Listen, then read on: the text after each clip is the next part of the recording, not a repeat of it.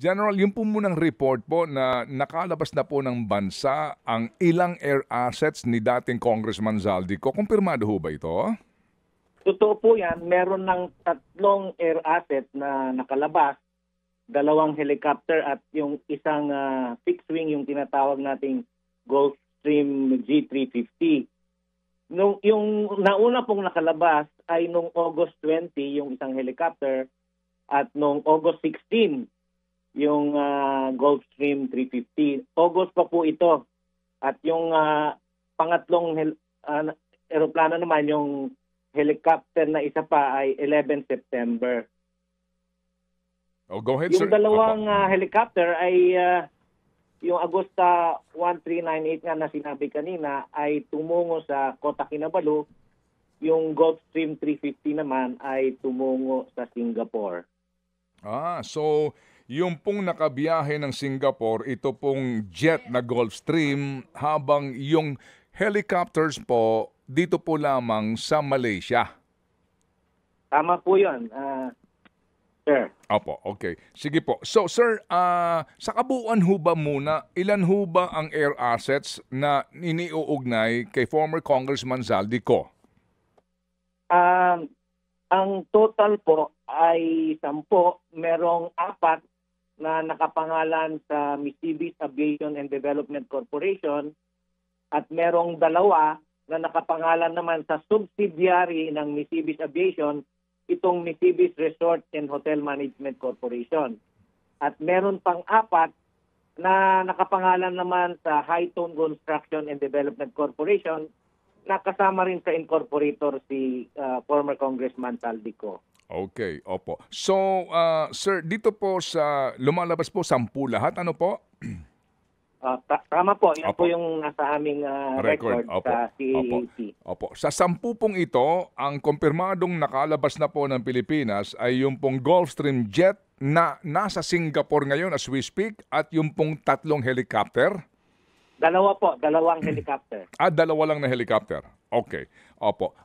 Nasa saan po yung iba na mga air assets po, General? Ito pong iba ay nasa iba't ibang hangar dito sa Pilipinas.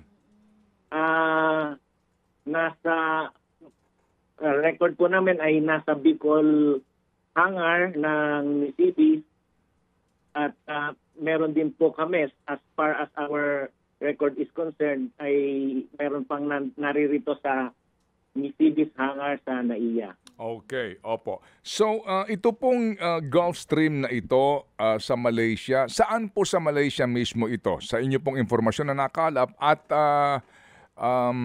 paano po ang inyong pagsiguro na iyon ay hindi po maibebenta o maipupuslit palabas ng Singapore para maitago? Ito pong Gulfstream ay nasa Selet. Nasaan po, sir? Medyo Ay nasa saan po? Seletar, Singapore po. Mhm. Yung 2 po ay nasa Kota Kinabalu. Sandali po. Medyo tayo po nagchat-chappy lamang, General. I beg for your indulgence. Ano po? Nasaan po sa Singapore yung Gulfstream, sir? Yung Gulfstream po ay nasa Singapore. Sandali. Yung 2 Agosta 1390 ay parehong nasa Kota Kinabalu.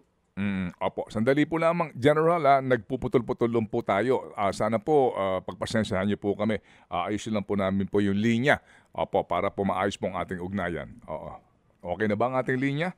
Kasi nga, cellphone po ang ating ginagamit. And as we all know, we are in the republic called the Philippines. And the cellphone and the cellular service is always at par. Habang inaantay natin siya, tama ba yung dinig ko? Ayan na, nandyan ulit. Ito. Okay. Confirm sorry natin po. ulit yung air Sige. assets. Sir, sorry po. Nag-ano lang ho tayo, puputol-putol. Gulfstream 350 po, nasaan sa Singapore, sir? Ayon po sa flight plan na pinail nila, nung umalis ay yung Gulfstream 350 nasa Seletar, Singapore. Yung 2 Agosta 1398 ay nasa Kota Kinabalu, Malaysia. Opo. Ito pong Gulfstream na jet ngayon, nakarehistro pa rin po under the Philippines Aviation. So, ano po ang ating pananggalang na hindi ito maipupuslit kaya? Talaga ho bang ito po'y naka-freeze na per AMLAC order? As far as our record is concerned, we are monitoring itong mga movement ng mga eroplanong ito, pero hindi po kami sure kung meron ng freeze order ang AMLA. Wala pa po kaming natatanggap na freeze order dito sa CAAP. So magmula ho nang lumabas yung balita na request nila Secretary Vince, wala pang confirmation. Kapag ho ba meron ng freeze order officially ang AMLAC, dapat may kopya na po kayo. Ano po? Tama po yon. Sa ngayon po, ang natanggap namin na mga sulat galing sa AMLA ay mag-submit ng mga documentations at records ng eroplanong ito. Ganon din po ang Ombudsman, ang NBI, ang DPWH ay binigyan na po namin ng mga karampatang documentation ng mga eroplanong mga nasabi po. Mga kapatid, brothers and sisters, saan ka pa? Dito na tayo sa totoo. Dito na tayo sa True FM. Mga kapatid, mag-subscribe and follow po kayo sa social media accounts ng True Network PH. Yan po kami. Hanapin nyo lang True Network PH, Facebook, Instagram, YouTube, TikTok, and podcast.